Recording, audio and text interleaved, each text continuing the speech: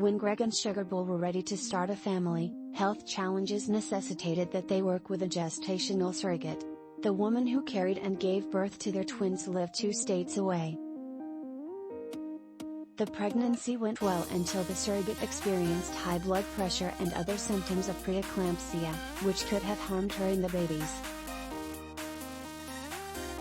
Doctors ordered an emergency delivery at 34 weeks of gestation. Both infants had to spend more than a week in the neonatal intensive care unit. It was April 2020, early in the coronavirus pandemic. Unable to take a plane, the Bulls drove from their home in Huntington Beach, California, to the hospital in Provo, Utah.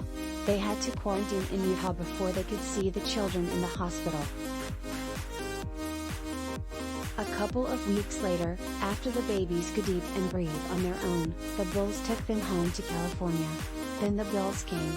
The patients, Scarlett and Redwood Bull, newborn twins covered by a Cigna policy sponsored by Greg Bull's employer. The gestational surrogate had her own insurance, which covered her care, medical service, neonatal intensive care when the babies were born prematurely after emergency-induced labor. Scarlett spent 16 days in the NICU, Redford, 10. Total bill, $117,084. The hospital was out of network for the infants.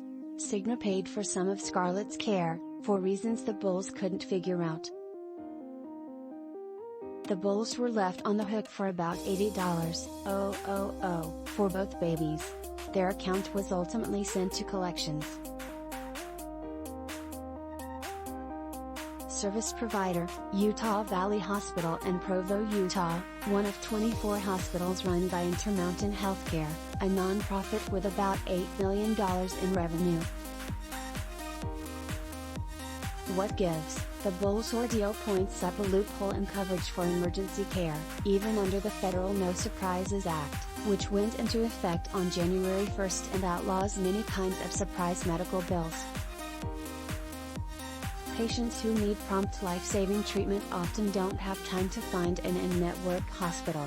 In the past, health plans sometimes have said they would pay for emergency care even if it's out of network. The No Surprises Act now makes this a legal requirement in every state.